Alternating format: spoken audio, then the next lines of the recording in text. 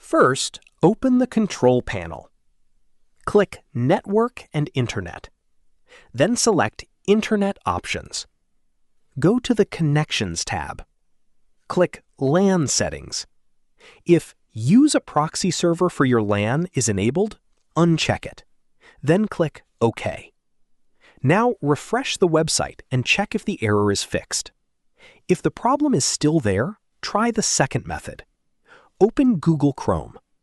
Click the three dots in the top right corner. Select Settings. Click Privacy and Security. Then click Delete Browsing Data. Choose a time range.